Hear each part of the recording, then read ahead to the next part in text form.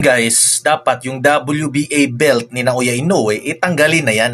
Dahil interim itong Murjun Akhmadaliev. Kasi ayaw labanan ni Naoya Inoue sa Akhmadaliev. Matagal na, twice na, di ba, na iniiwasan nitong si Naoya Inoue, si Murjun Akhmadaliev. So interim ngayon sa Akhmadaliev, mga boss, sa WBA. Ayaw pa rin labanan ni Naoya Inoue. Instead, si TJ Doheny yung nilabanan niya dahil daw sikat, may pangalan sa Japan. Di ba? Mandatory, ipinag-utos na. Pero ayaw pa rin, iniiwasan ni Naoya Inoue. Di ba? Kahit pa sabihin ng iba na tinalo ni Tapales, yes, but split decision and muntikan pang ma-knockdown. Matalo si Tapales, mga boss. And di ba sinabi niya tinalo ni Tapales, si Luis Nery tinalo din naman ni Brandon Figueroa, pero nung mandatory nilabanan, di ba? Naban pa si Luis Nery tapos pinabalik sa Japan para lang ilaban kay Naoya Inoue, di ba? So mapapaisip ka talaga na si Luis Nery bakit pinalaban? Unban pa sa Japan. Mandatory 'yon. Di ba? Pero si Murjun Akhmadaliev mandatory sa WBA. Ayaw labanan, di ba? So eto, panoorin natin yung sinabi ng ito yung may karapatan talaga, number one na may karapatan na magbigay ng sariling opinion dahil matagal na to sa industriya ng boxing, mga boss. So eto, si Attorney Ed Tolentino, panoorin natin yung video niya na dapat yung WBA belt ni Naoya Inoue tanggalin na kung ayaw niyang labanan si interim na Murjun Akhmadaliev, di ba? Dapat labanan na niya. Huwag na siyang umiwas. Dahil dalawa lang ang pwedeng makatalo sa kanya, either Akhmadaliev or Casimero. Ito, panoorin natin, mga boss. Pero bago yan, huwag kalimutang mag-subscribe at i-hit yung notification bell para palagi kang updated sa ating mga legit and hype na kwentuhan sa mundo ng sports.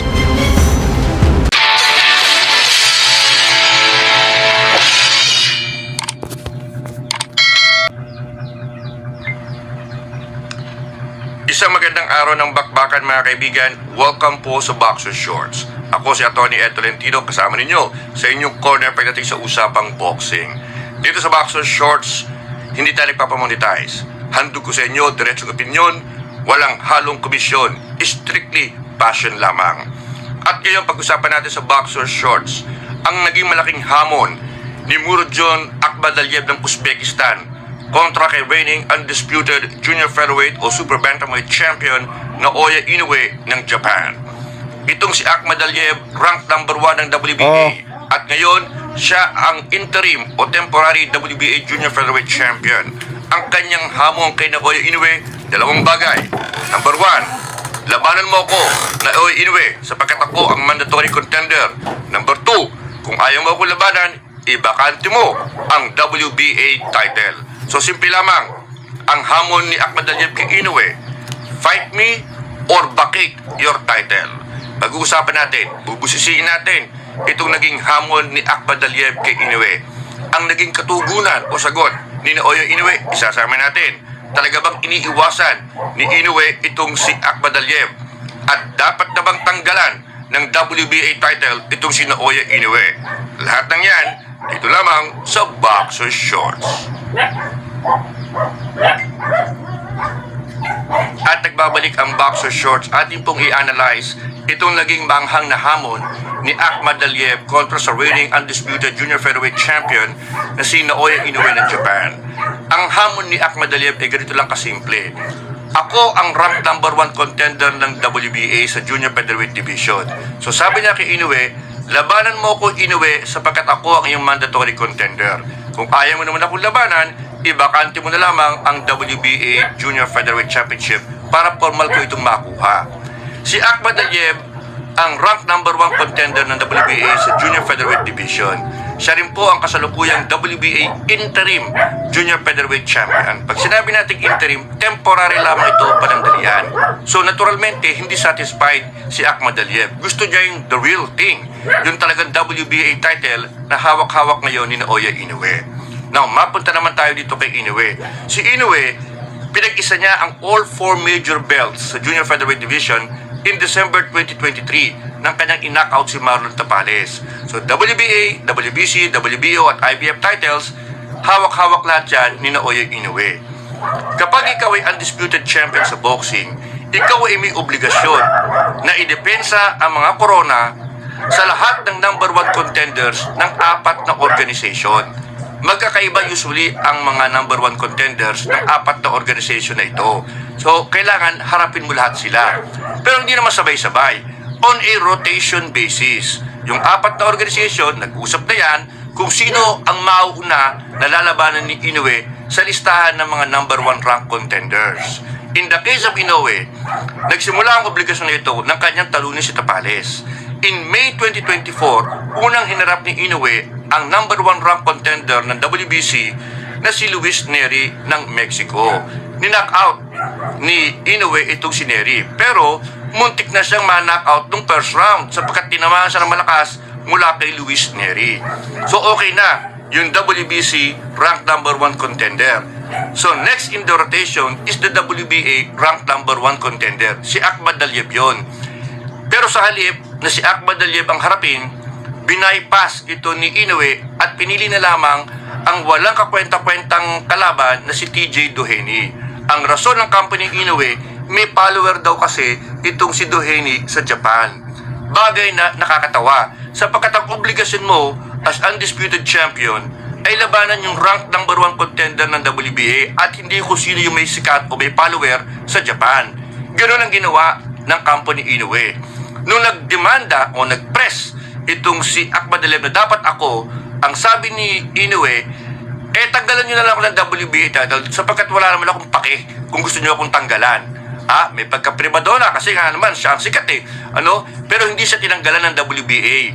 Sa halip, binigyan na lamang ng interim o temporary belt itong si Akhmadaliev. Ngayon, tinalo rin as expected ni Inoue si TJ Doheny. Pagkatapos nitong WBA, ang susunod ay IBF rank number 1 contender naman na si Sam Goodman ng Australia. Pero again, nagdemanda ulit o nag-threaten ng demanda ito si Akhmadaliev sapagkat ang sabi niya, teka muna, huwag ka mong pumunta sa IBF sapagkat hindi mo pa napupulfill ang iyong obligation sa WBA. Hindi mo technically nilabanan ang rank number 1 contender ng WBA. So ang sabi ni Inoue, hindi, nakapirma na ako dito kay Sam Goodman, IBF number 1 contender, ito na muna. So lumalabas, dalawang beses na binaypass si Akhmadaliev. Una, sa pagpili kay Doheny. Pangalawa, sa pagdiretso ni Inoue, hindi naman natuloy itong si Naoya Inoue. So lumalabas, nakikita po ninyo mga kaibigan, kung bakit nag-aalburuto si Akhmadaliev. Sapagkat not once, but twice na siya ay iniwasan nitong si Naoya Inoue. Magaling kasi yung Akhmadaliev. May galaw, may suntok, may Olympic background, at talagang threat siya dito kay Naoya Inoue. Ngayon, tingnan naman natin ang naging sagot ni Inoue at kung bakit sa ating pananaw talagang wala kakwenta-kwenta ang kanyang sagot. Maging ang WBA ay deadma sa nasabing issue at hindi mareresolba ang kanilang ginawang pag-create ng interim belt dito sa sitwasyon ni Inoue at ni Akhmadaliev. At ngayon mga kaibigan, atin naman tingnan ang naging tugon ni Naoya Inoue sa mga patutsada ni Akhmadaliev sa kanya.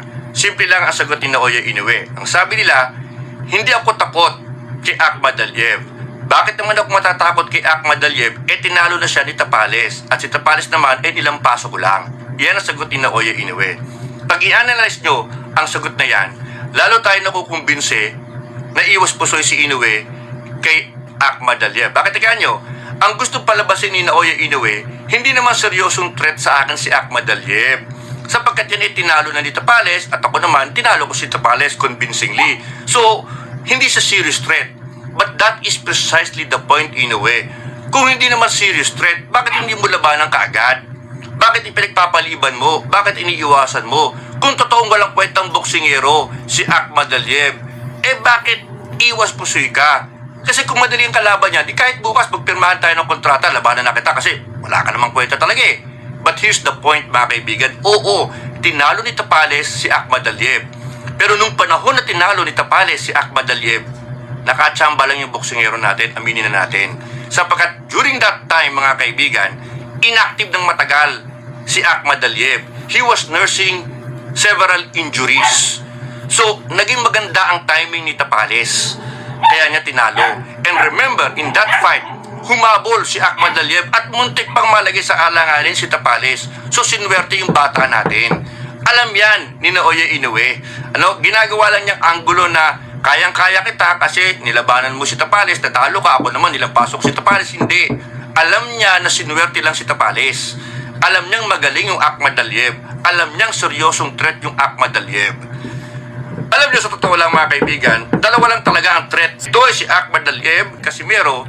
Si Ahmad Aliev ang may karapatan. Sinabi natin kay Casimero, at pinosisyon mo sarili mo bilang rank number 1 contender ng WBO, edi magkakaroon ka rin ng right to demand a title shot kay Inoue.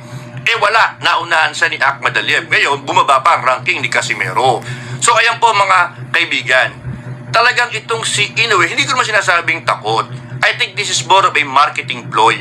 Sapagkat, syempre, hanggat maaari, you go after the bigger guys who can give you more money. Pero hindi maganda ito sapagkat as rank number 1 contender, pinaghirapan ni Ahmad Aliev yan. And he deserves a shot sapagkat yun ang rotation Yun ang agreement as undisputed champion. Hindi po yan pinupulpil ni Inoue as far as Ahmad Aliev is concerned. So let's see how this will turn out. Ang WBA naman mga kaibigan, sa totoo lang, dapat doon pa lang sa pagpili kay Doheny, dapat doon pa lang inistripa na ng WBA itong si Inoue. Pero hindi nila magawa. Bakit? Kasi ang laki ng sanctioning fee ng WBA kapag ang laban involves Inoue. Superstar si Inoue. Ang laki ng kinikita kung ibibigay nila yung titulo nila kay Ahmad Aliev, bababa ang kanilang sanctioning fee. Dito kay Inoue, basta nakadikit sila kay Inoue, ang laki ng sanctioning fee, ang laki ng cut ng WBA. Ganyan po ang dahilan kung bakit ang WBA kapit tuko pa rin kay Inoue at ayaw tanggalan ng regular title. Now, si Inoue naman mga kaibigan, nung una sabi niya wala nang pakialam sa WBA title. Pero ngayon, all of a sudden, gusto niya ma-retain ang WBA title because madidelay ang kanyang pag-akyat sa featherweight division. Sapagkat si Junto Nakatani is eyeing a move up to junior featherweight to fight Inoue sometime next year in what could be the biggest all-Japan boxing fight in history. So gusto ni Inoue, kaya pa rin yung WBA junior featherweight title para undisputed ang kanilang paglalabanan ni Nakatani. All of a sudden, gusto niyang ma-retain. Kasi kung ano yan sabihin na lang niya, sige, sa inyo na. Sa inyo na yung WBA title, wala na akong pake. But all of a sudden, nagbabago ang priority ni Inoue. So ayan mga kaibigan, ang masalimuot na mga kalakaran sa loob ng professional boxing. Naway naliwanagan po kayo. So mga boss, pati nga si Attorney Ed Tolentino, kumbinsido talaga na umiiwas si Naoya Inoue. Kung matapang ka, mandatory na. Ayaw mong labanan. Yung isa nilabanan mo, Luis Neri, kahit naban sa Japan, kahit natalo kay Brandon Figueroa. Pero natalo kay Tapales, split decision, questionable. Unti ka pang ma-knockout si Tapales, ma-knockdown, ayaw labanan. Diba? So halatang halata former unified champion. Itong si Murjun Ahmad Aliev, malakas talaga. And yung last fight niya, in-knockout niya si Ricardo Espinosa. Round 3 lang. So ibig sabihin niya na talagang halata si Naoya Inoue na kung ayaw labanan si Murjun Ahmad Aliev next year or January, ngayong January or February, o diba, kung ayaw niya labanan, talagang umiiwas ito kay Ahmad Aliev. So, kay Ahmad Aliev mga boss. So what do you think guys? Comment down below ano yung masasabi nyo. Umiiwas ba si Inoue o hindi? Yun lang mga boss. Like, share, follow me. Salute. Peace out.